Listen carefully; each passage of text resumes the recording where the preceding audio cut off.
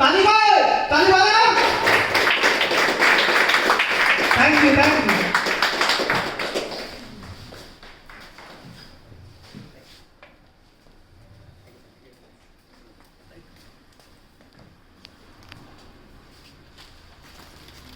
तो एक बार जोरदार ताली हो जाए सर जोड़े।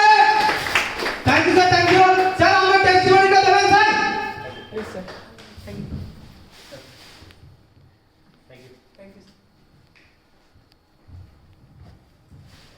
Thank you sir, thank you very much.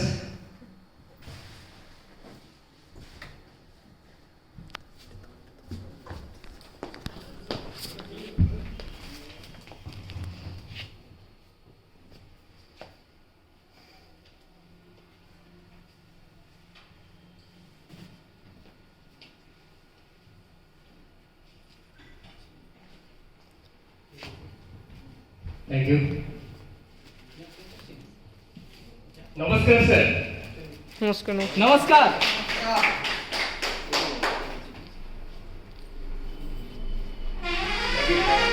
Thank you very much. Thank you. हमें अनाउंस तो करी था सर, अब अनाउंस तो दिन दो।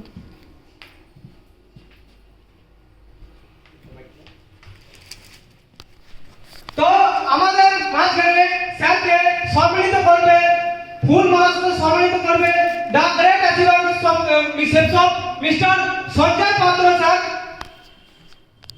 কামাল স্যার মঞ্চ। তো আপনাদের একটা তালি হওয়া যায়।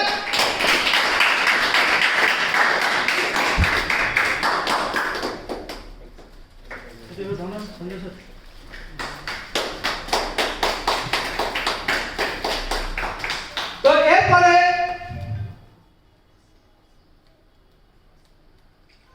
এরপরে সম্বোধন করবে ফুল দিয়ে the great achievers of mister Swapan Ghosh sir.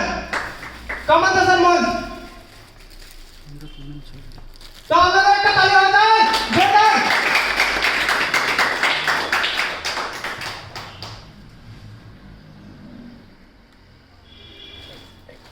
Thank you sir, thank you sir. हम टेस्टिमनी।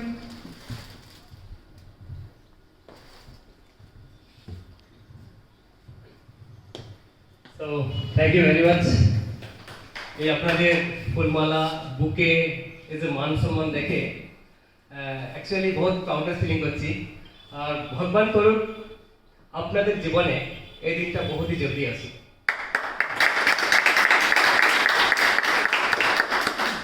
Thank you.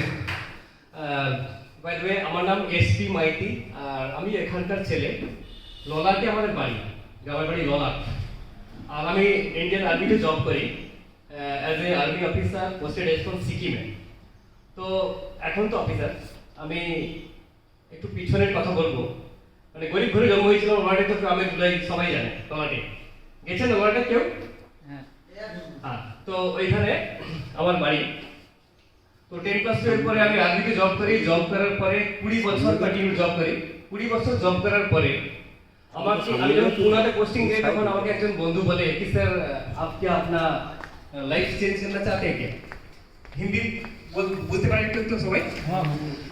तो एमनी हिंदीতে আমাকে জিজ্ঞেস করলো कि सर क्या आप अपना लाइफ चेंज करना चाहते हैं क्या? अगर यही सवाल, अगर यही प्रश्न যদি আমি আপনাদেরকে কাউকে জিজ্ঞেস করি कि सर কি আপনি আপনার লাইফ চেঞ্জ করতে চান, আপনি জবাব কি দেবেন? Yes yes. Thank you very much. এই একটাই ভুল আমি করেছিলাম। ওইটাই ছিল জীবনের প্রথম ভুল। আমি বলেছিলাম यस मैं भी जीवन चेंज करना चाहता हूं, मैं भी अपना लाइफ चेंज करना चाहता हूं, अब मुझे बताइए करना क्या है। তো এই কথাটা বলার পরে আমাকে ওই ভদ্রলোক ইনভাইট করে এমনি একটা হলে বসিয়ে দিলেন। বসানোর পরে আমি কোনায় বসে একা জানি, আমি আমার সঙ্গে ওয়াইফকে নিয়ে গেছিলাম। তো ওয়াইফ আর আমি দুজন গেছি আর ওনাতে বসছি। আর এমনি একজন প্রথমে একজন ম্যাডাম এসে কিছু ওয়েলকাম করে গেলেন, তারপর একজন স্যার আসলেন, তারপর একজন স্যার আসলেন, 3-4 স্যার আসলেন। আর আধা ঘন্টা পৌনে 1 ঘন্টার পরে আমার মাইন্ডটা হ্যাং হয়ে গেছিল। কেন কি লাস্টে প্রতি কথাতে हफ्ते में 2 लाख कमा सकते हैं, महीने में 8 लाख कमा सकते हैं, हफ्ते में 2 लाख कमा सकते हैं, महीने में 8 लाख कमा सकते हैं। तो এই কথাগুলো শোনার পরে আমার মাথাতে কিছু আসছিলই না। আপনি বলুন, যে মানুষ 20 বছর চাকরি করার পরে 30,000 টাকা স্যালারি পায়, সেই মানুষকে যদি আধা ঘন্টা হলে বসানোর পরে বলা হয় কি হপ্তে মে 2 লাখ মহিনে মে 8 লাখ কামা সকতে হ্যাঁ, কি এই কথাগুলো দিমাগ মধ্যে সত্যি ঢুকবে কি? ঢুকেনি, আমারও ঢুকেনি। আমি জানি আপনারা যতজন বসছেন এখানে সবার সেম হালত হয়েছে যেমনি আমার হয়েছিল। সো একটা একটু আমি কষ্ট দিতে চাইবো, প্রথমবার ফার্স্ট টাইম এমনি প্রেজেন্টেশন দেখতে এসেছেন কতজন? প্লিজ একটু হাত যদি উপর করেন, কষ্ট দিলাম, sorry. So thank you very much. So আমি পুরানো অ্যাসোসিয়েটকে আমি রিকোয়েস্ট করব, যারা প্রথমবার এই প্রেজেন্টেশন দেখতে এসেছেন তারা আমাদের অতিথি। আর আমরা ভারতীয় সভ্যতা অনুসারে কি বলি কি অতিথি দেব ভব। তো আমি এই অতিথির জন্য সবাইকে রিকোয়েস্ট করছি আপনারাও একটা জোরদার হাততালি দিয়ে থ্যাংক ইউ ভেরি মাচ। তো নতুন লোককে আমি বলি যারা অতিথি এসেছেন, তো আপনাদের টেনশন নেওয়ার কারণে কিন্তু আমি লাস্ট হচ্ছি, এরপরে কেউ আসবে না।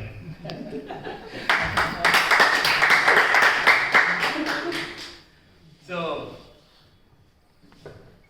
বসে প্রেজেন্টেশন দেখছিলাম, যেই বারবার লাখ টাকা বলে সেই মাথায় ঢোকেনি, কিন্তু লাস্টে একজন আসলেন ভদ্রলোক, সেই লাস্টে কিছু কথা বলে গেলেন, সেই কথাগুলো আমার দিমাগে সেভ ছিল, সেই কথাগুলো আমি আপনাদের সঙ্গে শেয়ার করতে চাইছি। তো উনি বললেন कि इंसान गरीब होता है, जन्म लेता है गरीब में, लेकिन सारे जिंदगी गरीब नहीं करते हैं। जो इंसान में मतलब अपना सामर्थ्य होता है वो अपना गरीब हटा के अपना अमीर बन जाते हैं। वो বলেছিল কি গরিব মানুষ ঘরে জন্ম হয় কিন্তু সারা জীবন গরিব থাকে না।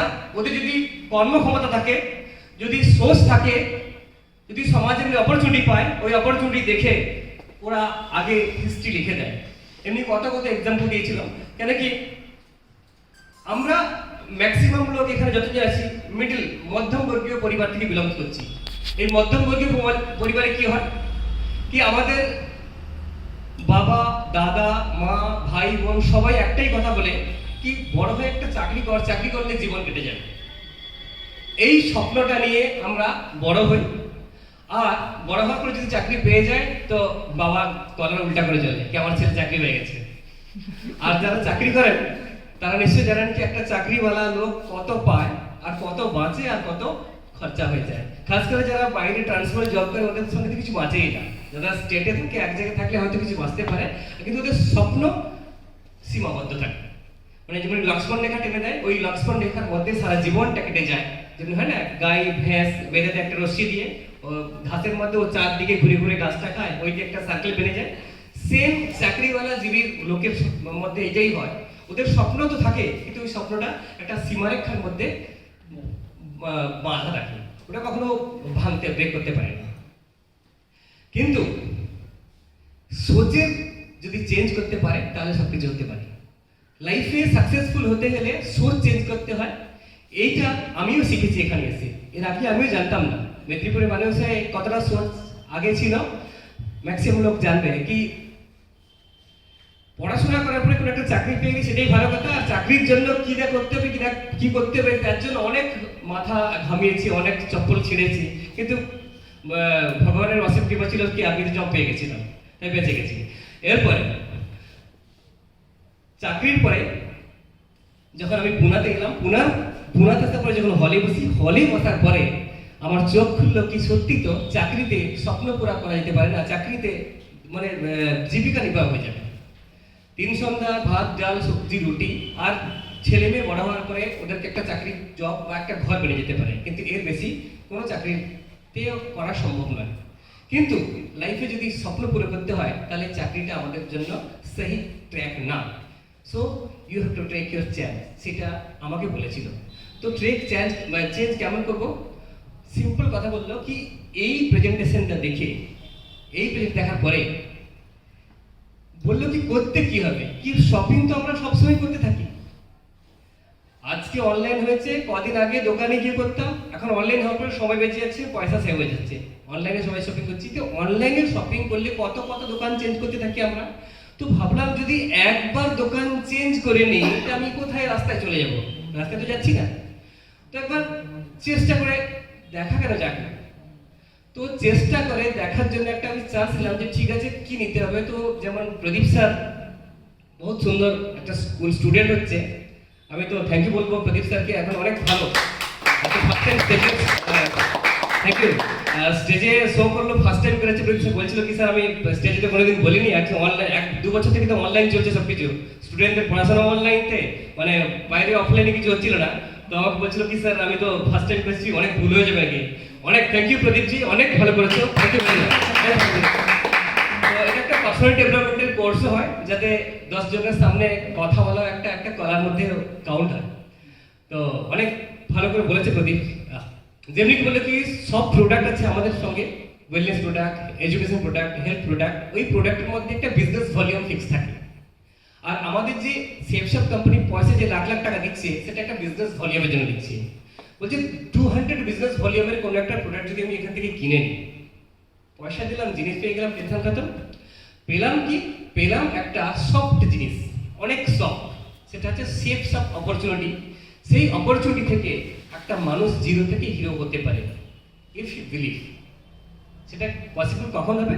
যদি সে বিশ্বাস করে, আর বিশ্বাসের মধ্যে সবকিছু আছে।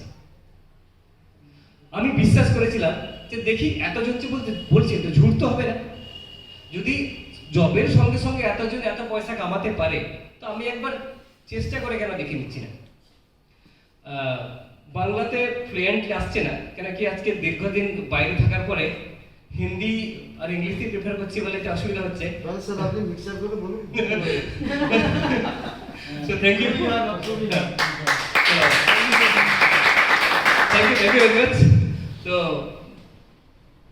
तो समझ लेना, थोड़ा सा तकलीफ होगा, मैं फीलिंग कर रहा हूँ इस बात को। सो इसलिए চলবে হিন্দি, কোনো অসুবিধা হবে না? ম্যাডাম বুঝতে পারেন হিন্দি? हाँ सबाई तो हिंदी पिक्चर देखना तो बुझे गए, राइट। तो ठीक है, फिर अब अच्छा हो गया, आप लोग आसान कर दे मेरी बात करने के लिए। अब मैं खुल के बात कर सकता हूँ, मुझे ऐसी कोई प्रॉब्लम नहीं हो रहा है। कंटिन्यू बंगाली में थोड़ी सी प्रॉब्लम आ रही थी।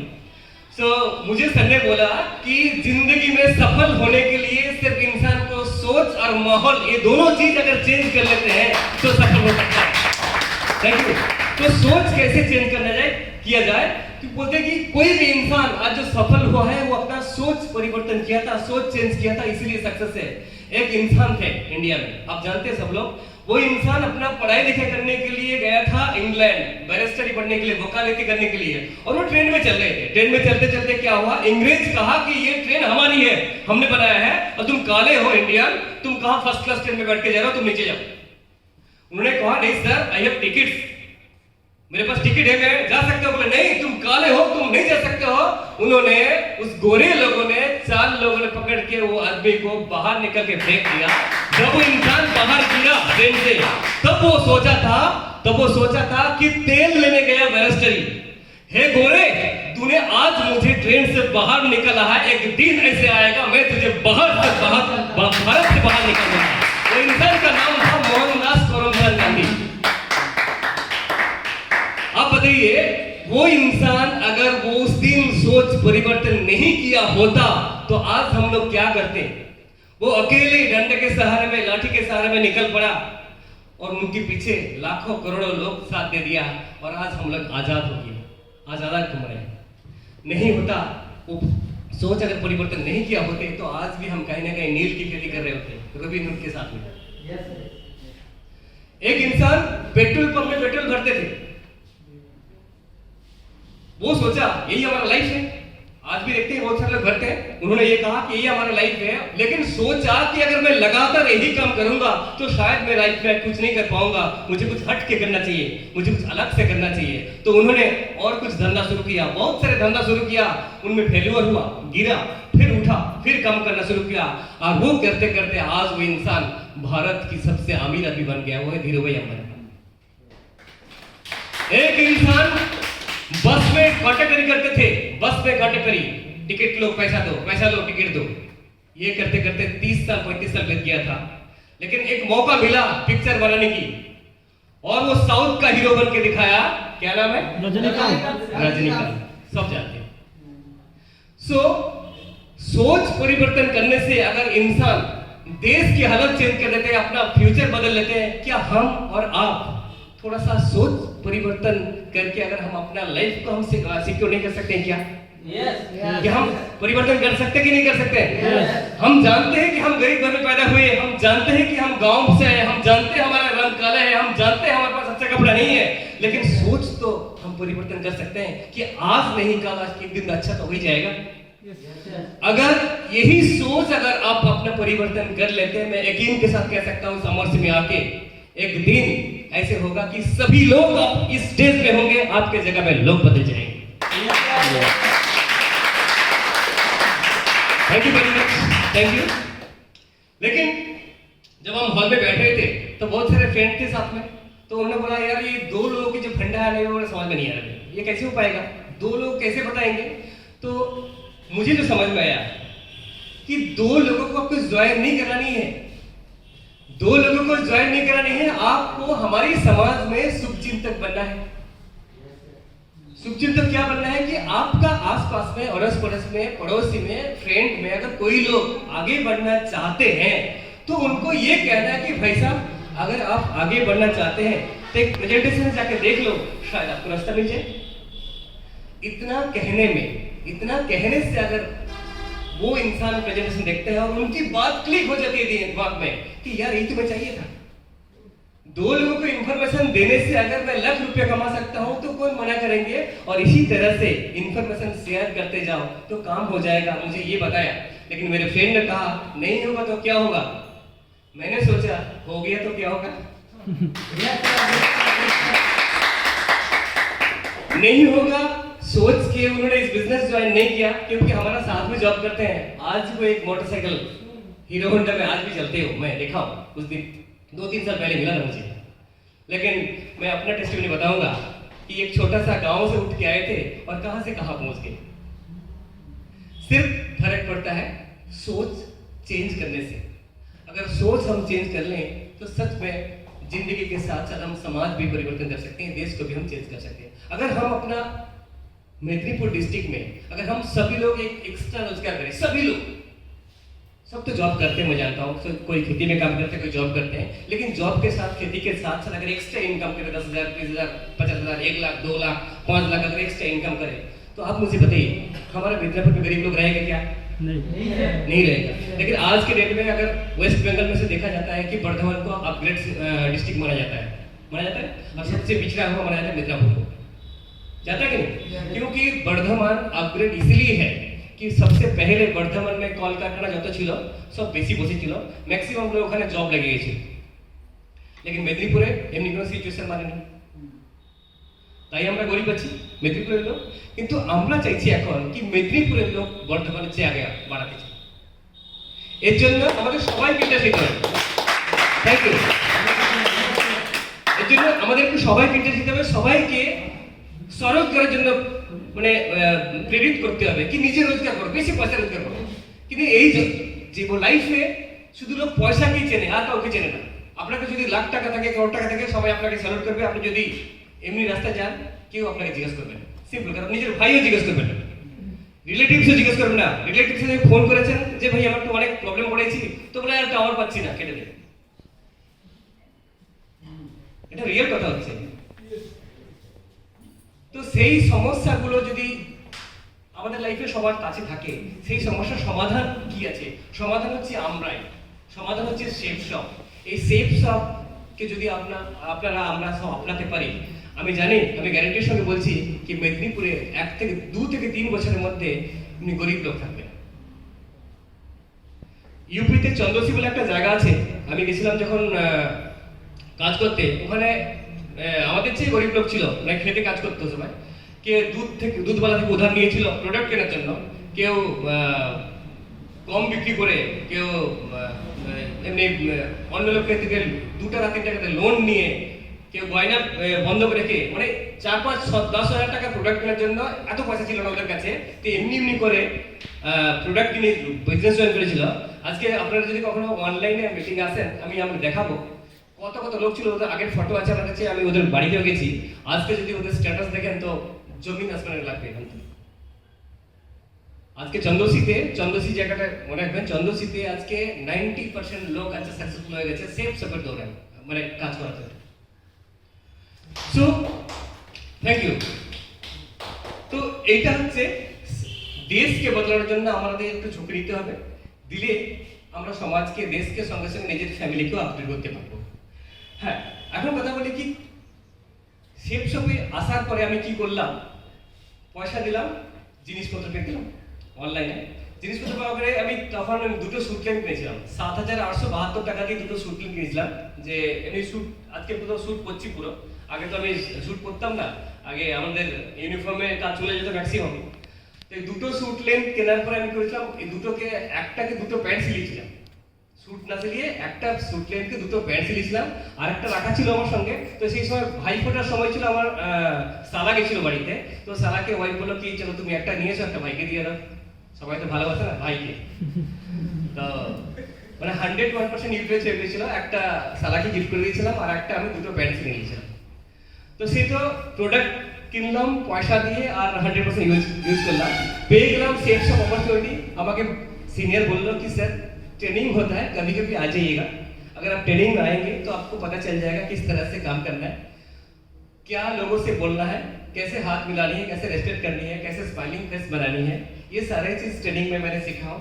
और सीखने के बाद मैंने काम करना शुरू किया, और जैसे काम करना शुरू किया सिंपल से काम बताया। क्या काम है, ये काम सिखाने के लिए हमारे पास में सक्सेस सपोर्ट सिस्टम करके एक एकेडमी है। Thank you. Success support system एक बिजनेस एकेडमी है, वो बिजनेस एकेडमी हम लोगों को सिखाता है कि किस तरह से इस काम को करना है। अब एमबीए तो सुने, मैंने बहुत सारे स्टूडेंट पढ़ते हैं एमबीए पढ़ते हैं, ये एमबीए में सिखाया जाता है कि किस तरह से बिजनेसमैन बनना है। सो वही बिजनेसमैन बनने का ट्रेनिंग हमें दिया जाता है, लेकिन सिंपल सा ट्रेनिंग, हिंदी शब्द में, आसानी भाषा में सिखाया गया कि सर अपना फ्रेंड सर्कल की लिस्ट बना लीजिएगा, लिस्ट बनाने के बाद इनसे पूछिए कि वो लाइफ में आगे बढ़ना चाहता है कि नहीं चाहता है।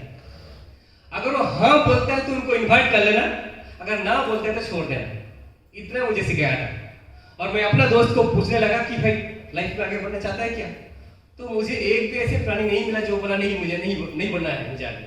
सभी लोग, आपको भी बोलेगा, मुझे भी कहा था, लेकिन सब लोग बिजनेस ज्वाइन नहीं करेंगे, लेकिन आगे बढ़ने के लिए सोच तो सभी लोग रखते हैं। तो मैं वही काम करना शुरू किया, और कुछ दिन के बाद कुछ लोगों का टीम बन गया। जैसे टीम बढ़ा तो कुछ पैसा आया, फर्स्ट मेरा चेक आया था 3,500 रुपया का, तो मैं तो खुश हो गया, भाई पैसा दिया सामान मिल गया, लेकिन 3,500 का चेक मिला तो खुशी की बात है ना, फालतू का मिला, फ्री का मिला है। लेकिन क्या होता है, पैसा जब कोई इंसान कमाते हैं ना तो उनका खर्च करने का जरिया अलग अलग बन जाता है उस समय। कैसे कि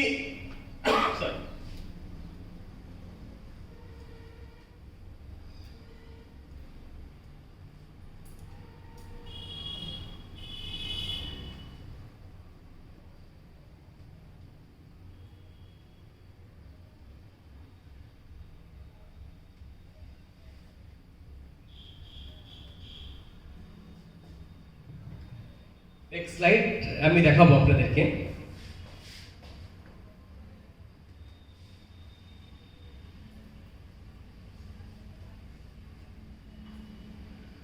শুরুতে যখন আমি 3,500 চেক পেয়েছিলাম,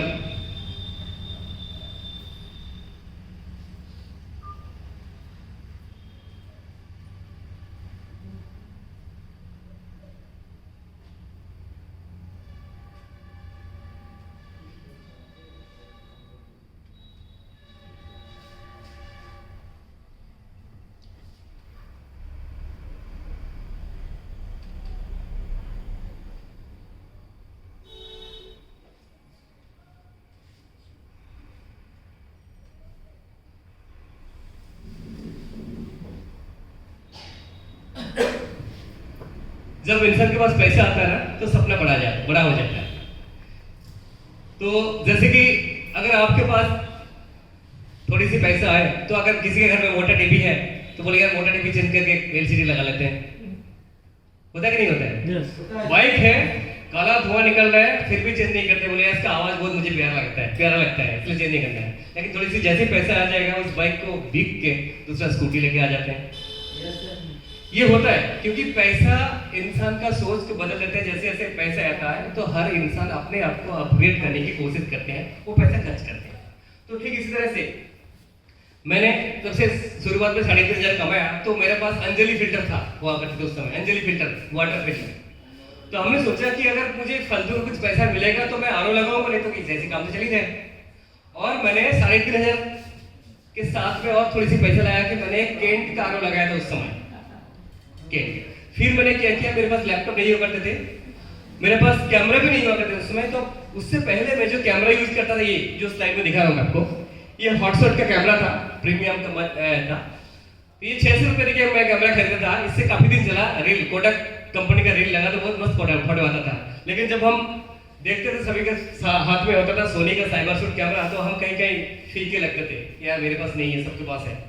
तो मन में सपना होता था कि मेरे पास कुछ पैसा आ जाए तो मैं भी एक साइबर शूट कैमरा ले लूं।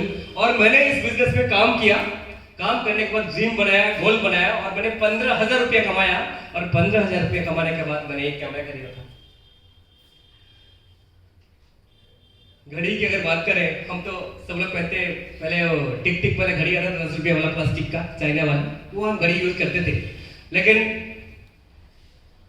सबसे कॉस्टली घड़ी मैंने पहना था टाइटन कंपनी की घड़ी लिया था CSD कैंटीन से 1,008 रुपये देके, जब आर्मी में जॉब लगने के बाद।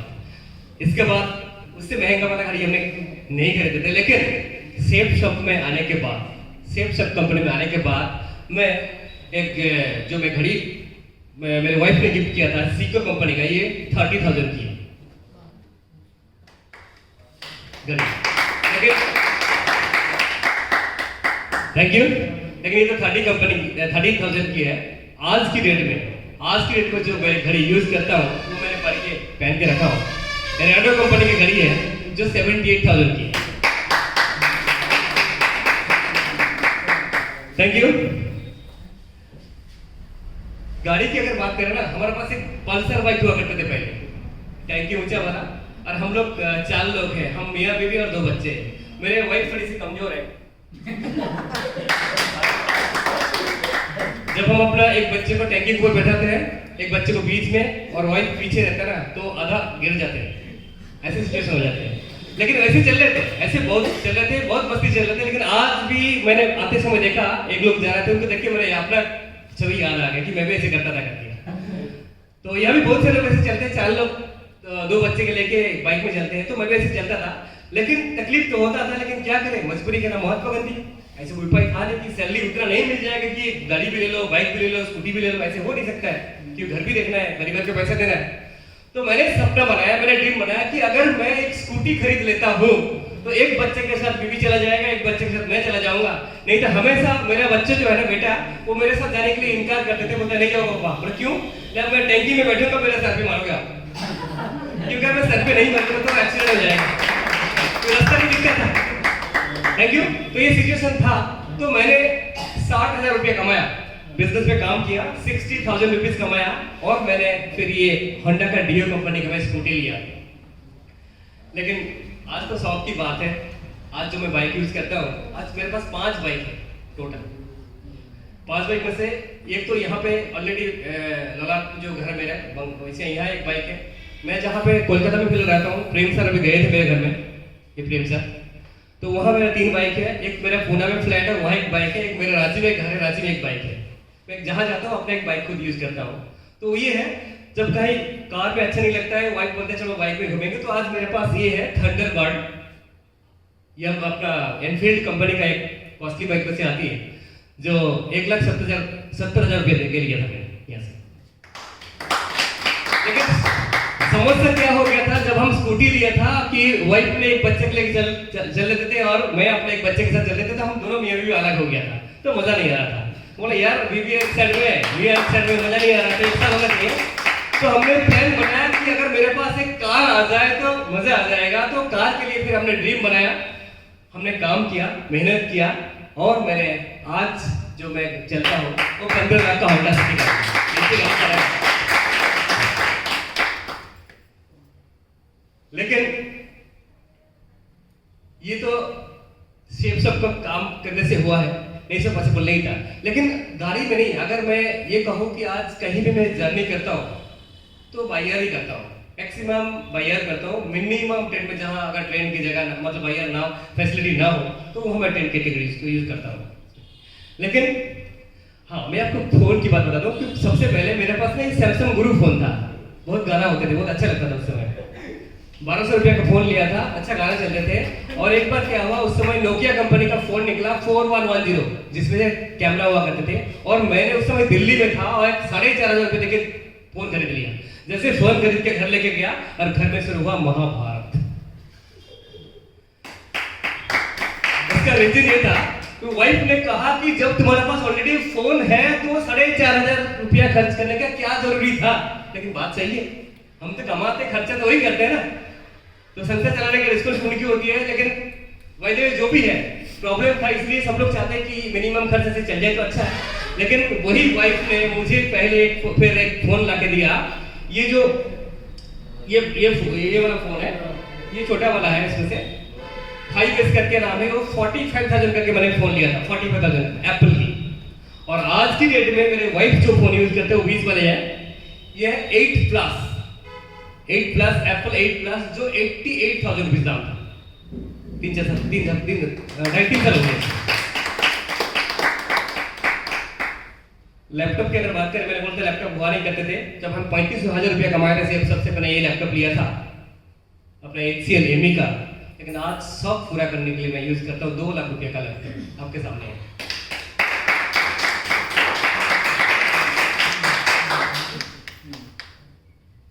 घर की बात करते हैं, घर कहाँ है? बंगल में तो घर है ही नहीं है कहीं, भाई घर तो नहीं इसमें। ये जो घर है रॉ हाउस है, ये पुराना फोटो है थोड़ा सा, जिसमें हम काम कर रहे थे उस समय का है। ये रांची में एक रॉ हाउस है। आज की डेट में इस घर का कॉस्ट है 1 CR।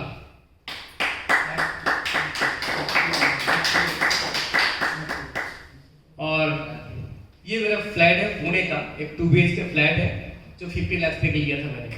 तो हर रोज बढ़ी रहा है इसमें। आज कलकत्ता में रेंट पे रह रहा हूँ। प्रेम सर गए थे और सर गए थे, रेंट पे रह रहा हूँ। एक रेंट रहता है तो ओनली 18,000 रुपये रेंट लेता है, 18,000 रुपीज पर मंथ एक घर में रहता है। क्योंकि गांव में घर नहीं बनाया ललाट में, तो ऐसे है। लेकिन ये बात तो सब समझ में आ गई, चलो ठीक है, सेफ सब में पैसा कमाया, आर्मी में नौकरी करते पैसा कमाया, हो सकता है। लेकिन आर्मी में नौकरी करने के बाद नहीं हो सकता है। यहाँ बहुत सारे आपको साथ में गाँव में भी होगा, आर्मी से रिटायरमेंट बहुत सारे लोग आए होंगे, सबसे पूछ लीजिएगा कितना कमाते हैं और कितना खर्चा करते हैं। लेकिन कोई पॉसिबल नहीं है। लेकिन ये सारे पॉसिबल है, सेफ सब है करके पॉसिबल है। ये सेफ सब से ही पॉसिबल हो सकता है। लेकिन सवाल ये है कि कैसे हो पाएगा। लेकिन विश्वास क्यों नहीं होता है? ये हाथी देख रहे हैं सर, हाथी देखते बच्चे, একটা এত বড় হাতি, ছোট্ট একটা শিকলে বাঁধা আছে, है ना? छोटा शिकल, छोटा चेन से बांधा है, होता कि नहीं होता है? यस। क्यों ऐसे? क्या इनके पास ताकत नहीं है? चेन को नहीं काट सकते हैं? काट सकते हैं, लेकिन नहीं काटते हैं। इनके पास इतनी ताकत है, वो चाहे कुछ भी कर सकता है। ये ट्रक को लकड़ी लोड करते हैं, उल्टा कर देते हैं, गाड़ी को उल्टी कर देंगे, पेड़ को उखाड़ देंगे, चाहे कुछ भी चाहे वो कर सकते हैं। इतना ताकत है उस हाथी के पास। इसको माना जाता है वर्ल्ड का सबसे ताकतवर जानवर। लेकिन फिर भी एक छोटा सा चेन में बांधा, रीजन क्या है? कारण क्या है? कभी आपने सोचा? नहीं सोचा। मैं आपको बताता हूँ छोटा सा कहानी। जब छोटा सा हाथी के बच्चे को जंगल से लेके आते हैं तो उनका मावत जो पालते हैं उसको मावत बोलते हैं हिंदी में। तो मावत ने उसको छोटा सा चेन में बांध के रखते हैं और उसको खाना पीना खिलाते हैं। लेकिन वो हाथी के बच्चा हर 2-3 दिन में उसका घर याद आता है, उसका जंगल याद आता है, उसका माँ बाप याद आता है। वो कोशिश करता है कि मैं चेन काट लूं और मैं जंगल चला जाऊं। और जैसे कि चेन काटने की कोशिश करता है, उनके पैर में जख्म हो जाता है, खून निकलने लगते हैं। लेकिन उस भूल में मरहम पट्टी नहीं करते हैं मावत। मरहम पट्टी करेगा तो ठीक हो जाएगा, फिर खींचेगा, इसलिए नहीं करते। जैसे कि पैर में घाव हो जाता है, वो खींचना बंद कर देते हैं और चुपचाप उसी एक पैर में 3 पैर में खड़ा रहता है वो। और ऐसे करते करते उनका विश्वास एक दिन हो जाता है कि मैं जिंदगी में हर काम तो कर सकता हूँ, लेकिन एक काम मैं नहीं कर सकता हूँ, वो है छोटा सा चेन। ये चेन मैं नहीं काट सकता हूँ। जैसे कि चेन काटने की कोशिश करेंगे तो फिर जख्म होगा, फिर दर्द होगा। उस तकलीफ के वजह से, उस दर्द की वजह से एक चेन में, छोटा सा चेन में सारा जिंदगी एक हाथी बांधा रह जाता है। इसको कहते हैं मेंटल ब्लॉक।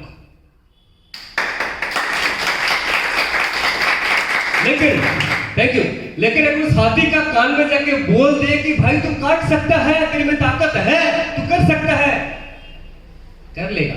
लेकिन वो नहीं करता है क्योंकि उसका विश्वास हो गया है कि दुनिया में हर काम कर सकता हूं, मैं एक काम नहीं कर सकता हूं। ठीक इसी तरह इस कहानी से हम ये बताना चाहते हैं, ये समझना चाहते हैं, ठीक इसी तरह हम जिस माहौल में जन्म हुए हैं, जहां पले बड़े हुए हैं, कभी बड़ा सोचा ही नहीं है। अगर हम बड़ा सोचा, किसी को सामने बोला तो उल्टा हमें डांट मिली। अगर मैं छोटा था, मैं बोलता था मैं पुलिस बनूंगा, मैं बोलूंगा मोटरसाइकिल खरीदूंगा। जैसे मैं बोलता था मैं मोटरसाइकिल खरीदूंगा, मेरे चाचा बोलते थे तेरे बाप ने कभी गाड़ी देखा क्या? उसके घर के नहीं खरीदूंगा। मैं बोलता पुलिस बनूंगा, और पुलिस तेरे खानदान की पुलिस में है क्या? कोई भी काम बोलो, मुंह से जो भी निकलेगा, आपका पड़ोसी, आपका दोस्त, आपका कोई भी जो भी शुभचिंतक होंगे ना, वो आपको मना ही करेंगे और आपको बेटिंग करेंगे। उस बेटिंग के चलते आपका जो सोच है, जो सपना है, वो वही गिर जाता है। लेकिन अब मुझे बताओ, क्या हमारे इस गांव से कोई अमीर नहीं बन सकता है क्या? कोई बिजनेसमैन नहीं है, है? हमारे समाज में यहाँ मिदनापुर में भी बहुत सारे लोग हैं जो लाख रुपए कमा रहे हैं, करोड़ रुपए कमा रहे हैं, हर महीने में कमा रहे हैं, बिजनेसमैन है। लेकिन वो कमा रहे हैं, हम नहीं कमा रहे हैं। क्यों? क्योंकि उनकी सोच बदल गए हैं, हम अपना अभी प्रोसेसिंग में डाल दिया। मुझे उम्मीद है कि आज इस सेशन के बाद ये तो कभी नहीं बोलेंगे हम नहीं कर सकते हैं करके। मैं कहूंगा कि हर इंसान कर सकता है काम। सेफ शॉप में या लाइफ चेंज करने के लिए काम हर इंसान कर सकते हैं। सिर्फ एक ही काम की जरूरत है कि थोड़ा सा सोच को बदलने की जरूरत है।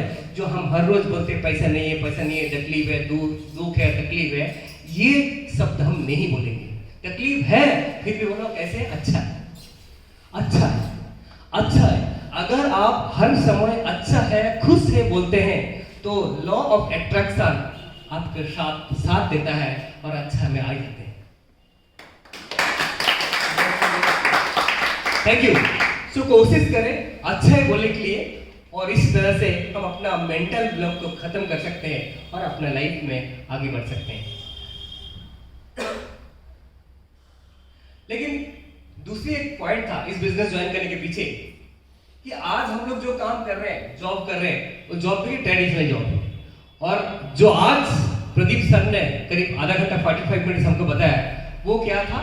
एक डायरेक्ट सेलिंग सिस्टम ने बताया। लेकिन ट्रेडिशनल जॉब में क्या होता है?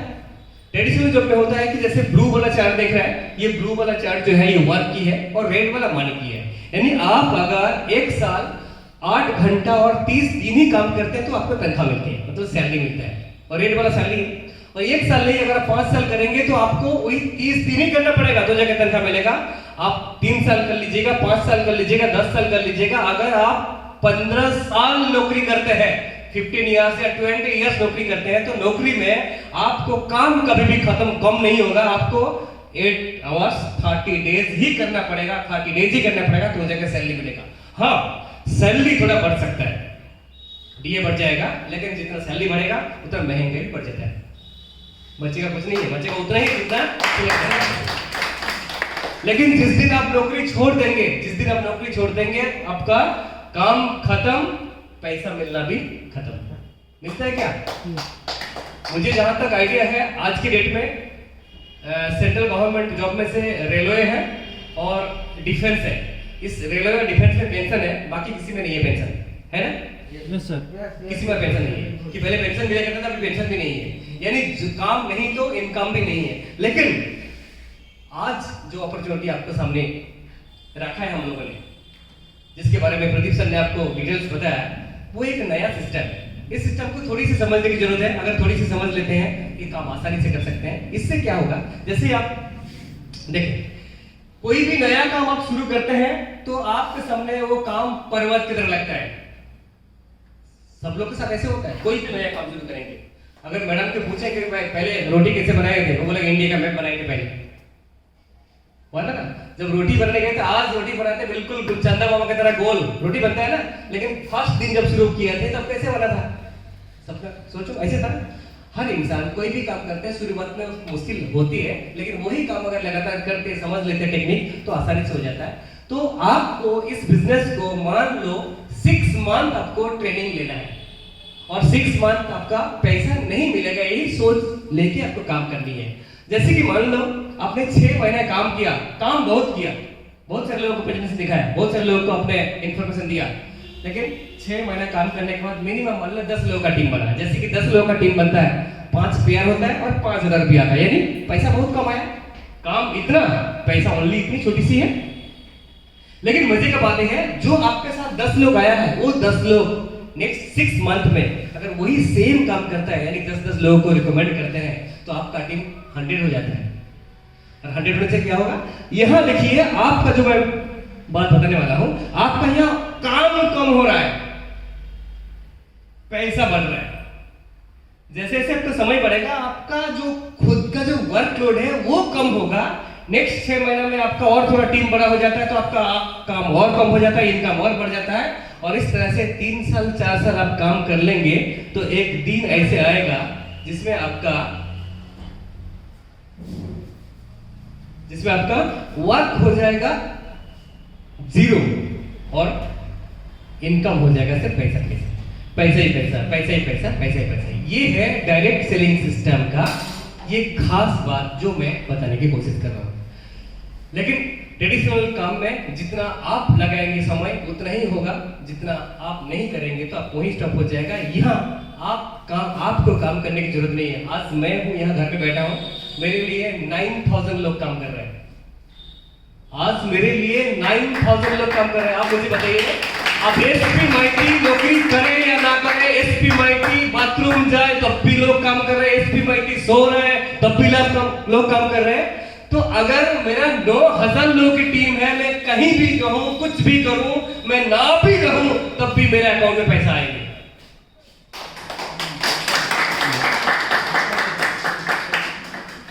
ये है सेफ सब की फंडा। इस फंडा को मैं समझ गया था, इसलिए आज मैं यहां पहुंच गया। अगर आप इस बात के आज समझ लेते हैं तो वो दिन दूर नहीं है, लोग बदल जाएगा, आप होंगे स्टेज पे। मैं यकीन के साथ कह सकता हूं, ये दोनों फंडा मुझे समझ में आया था, इसलिए मैंने ये बिजनेस ज्वाइन किया था। लेकिन अभी आप सोच रहे, चलो ठीक है ये बात तो सही है, लेकिन आप मुझे बताइए काम कैसे शुरू करना है। देखिए सर, प्रोडक्ट खरीदने के लिए कोई पैसा जेब में लेके नहीं चलता है, लेकिन इस बिजनेस को आज अभी से शुरू कर सकते हैं। कैसे शुरू करें? देखिए यहाँ एक फॉर्म मिलेंगे आपको, इनके पास है,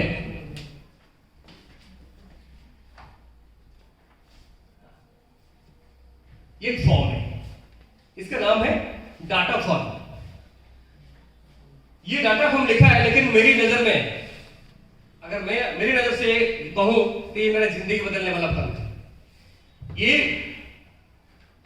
ये डाटा फॉर्म नहीं है, ये जिंदगी बदलने वाला फॉर्म है। अगर ये फॉर्म मैंने नहीं भरा होता उस दिन, तो आज जो मैं आपके सामने हूं नहीं हो पाती।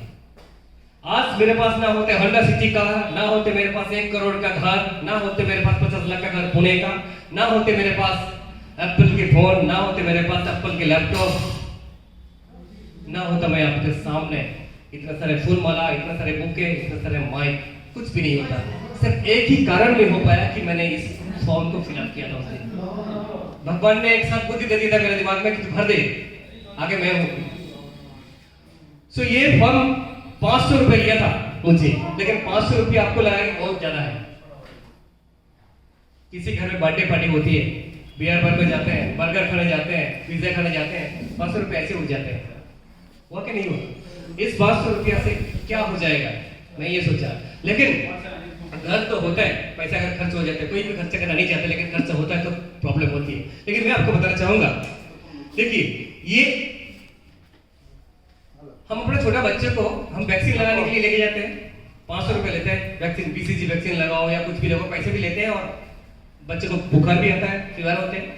फिर भी हम क्यों लगाते हैं? कि हम जानते हैं कि भाई ये वैक्सीन अगर लग गया तो पोलियो या जो बीमारी है वो लाइफ टाइम इनके शरीर में नहीं आएगा, ऐसे है ना, इसलिए तो लगाते हैं। तो सेम है, अगर आज आप 500 रुपया लगा देते हैं तो गरीबी नाम की जो बीमारी हम सब में है, शायद वो बीमारी खत्म हो जाएगा। Thank you.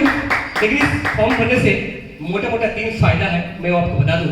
पहला फायदा कि ये डेट एंड टाइम से चलते हैं। अगर ये फॉर्म अभी फिलअप करते हैं तो जहां से यू लिखा है आप यहाँ पे रजिस्ट्रेशन हो जाएंगे आपका ऑनलाइन पे।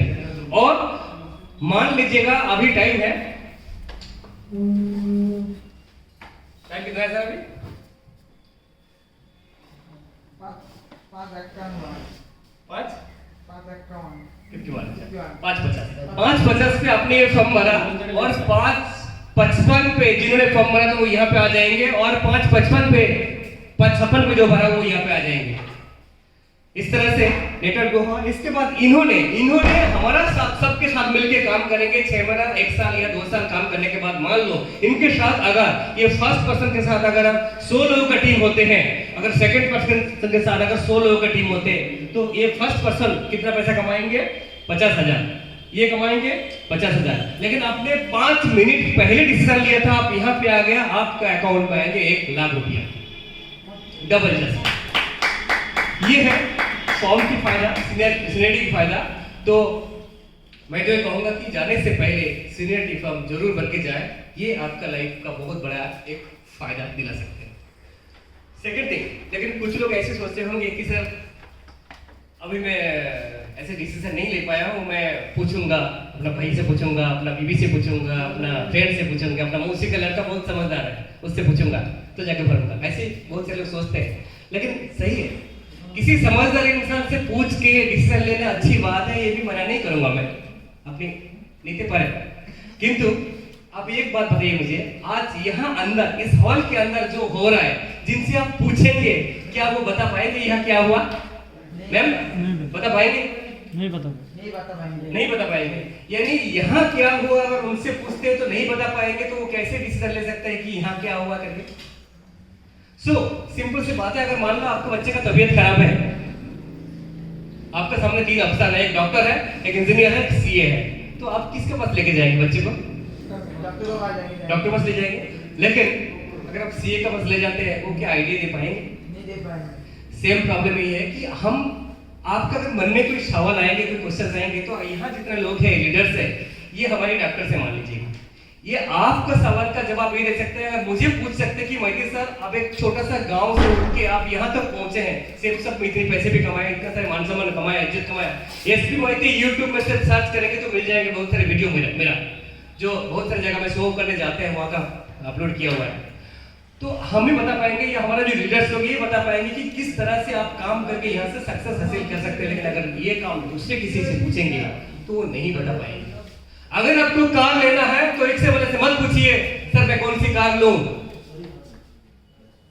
अगर आपको कार लेना है किसी कार वाले से पूछिए कि भाई साहब आपके पास एक कार है, ये कार लूंगा तो कैसे चलेगा, ये आपको सही आइडिया नहीं पाएगा। बस मैं एक छोटा सा आपको कहानी सुना के मैं अपना बात खत्म करना चाहूंगा। वैसे काफी समय हो गया, आप नाश्ता करते रहिए।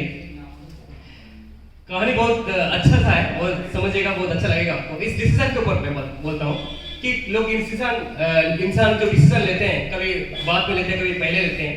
बाद में या पहले लेने से क्या फर्क पड़ेगा, इसका छोटा सा एग्जांपल है। एक राजकुमार हुआ करते थे। एक राजकुमार एक दिन धूप के समय में शिकार खेलने गया और शिकार खेलने जा रहे थे, लेकिन काफी धूप हुआ है, चलते चलते पसीने आ गए। बोले चलो थोड़ी देर विश्राम करते हैं। और उन्होंने विश्राम करने के लिए एक पेड़ ढूंढा और पेड़ के नीचे बैठा। देखा उस पेड़ के ऊपर बहुत सारे बंदर बंदरियां उछल कूद कर रहे थे और देखा उस पेड़ के नीचे तालाब भी एक था। कुछ देर बैठा, कुछ देर बैठने के बाद सडनली आकाशवाणी हुआ। पहले जमाने में आकाशवाणी हुआ करते थे कि अभी एक पल आएगा, एक समय आएगा, एक वक्त आएगा जो बिजली कड़केगा, अंधेरा छा जाएगा। उस वक्त अगर कोई बंदर उस तालाब में छलांग लगाएगा तो राजकुमार बन जाएगा, अगर बंदरी लगाएगी तो राजकुमारी बन जाएगा। आकाशवाणी हो गया। आकाशवाणी के बाद राजकुमार बैठे थे, देखा सडनली अंधेरा छा गया और सचमुच में बिजली कड़कने लगा। और कुछ देर के बाद पानी में कूदने की आवाज भी आई। अंधेरा तो हो गया, इसलिए दिखाई नहीं दिया, लेकिन थोड़ी देर के बाद देखा उस तालाब से एक सुंदर सा राजकुमार निकल कर आ रही थी। जैसे सुंदर राजकुमारी देखा, जितना भी बंदर बंदरियां और पेड़ के ऊपर थी, सभी लोग उस बंदरी को राजकुमारी बनने पर देखने के बाद फिर सभी लोग लपालप करके उस तालाब में छलांग लगा दी। लेकिन मजे की बात है जो बाकी बंदर बंदरी जब निकल के आए वो राजकुमारी नहीं बनी, वो बंदरी थी। और बिकने के बाद हालात भी खराब हो गई। अब सवाल ये है, राजकुमार सोचते रहे कि कैसे हो पाया, चलो जाके पूछते हैं। और पूछने के लिए उन्होंने सबसे पहले उस राजकुमार से पूछा जिन्होंने बंदर बनी थी जो राजकुमार नहीं बना था। उस बंदर से पूछा कि आप मुझे बताओ आपने बात में कूदने का निर्णय क्यों लिया था, यानी আপনি বলুন পরে জাম্প করলেন কেন পুকুরের মধ্যে, আগে কেন করলেন না। তখন बंदर बोलो कि सर हमने सोचा है देखता हूँ कोई ना कोई तो कूदेगा, अगर कोई बन गया तो मैं भी कूद लूंगा, नहीं तो क्यों शरीर को तकलीफ देंगे। सिंपल सी बात है, हम भी अपने लाइफ में ऐसे बहुत सारे काम करते हैं। कोई अगर बोलते हैं हमारे पास में भाई चलो ये काम कर ले, तू कर ले पहले, मैं गाड़ी आ जाए, तू पहले गाड़ी ले ले, हम ऐसे बोलते हैं।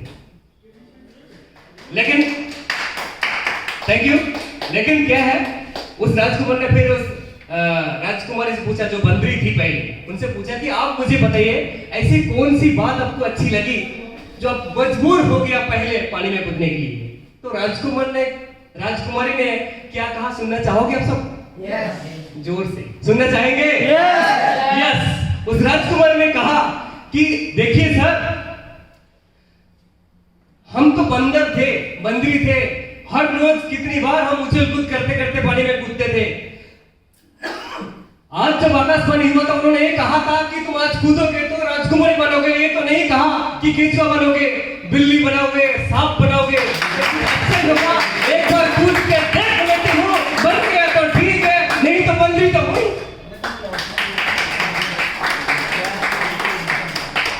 Thank you. तो बंदरी तो हुई। तो ये जो कहानी मैंने सुना था, इसको कहानी को बोलने का मेन मतलब आपको बता दूं, जब मैं ये प्रोग्राम देखा था उस समय मैं 30,000 वाला इंसान था। उस समय मैं 30,000 वाला इंसान था। मेरा महीना खत्म होने के बाद मेरे अकाउंट में 30,000 आता था। मैं कोने में बैठ कर उस बंदरी का जगह ले लिया था कि मैं तो 30,000 वाला हुई, मैं कुछ करूं तब भी पैसा आएगा, ना करूं तब भी तो मेरे 30,000 तो आएगा। लेकिन आज अगर मैं इस पानी में छलक लगा दूं तो हो सकता है मैं राजकुमारी बन जाऊं। यही सोच लेके मैंने इस फॉर्म को फिलअप कर दिया था। इस फॉर्म को फिलअप करने के बाद आपके सामने हूं। तो thank you very much all of you. मैं ये बात बोल के अपना बात भाड़ी को विदा देता हूं। Thank you very much, thank you. मैं अभी माइक हैंड ओवर करना चाहूंगा पात्रा सर को, please Sanjay Patra sir. Thank you sir. Thank you.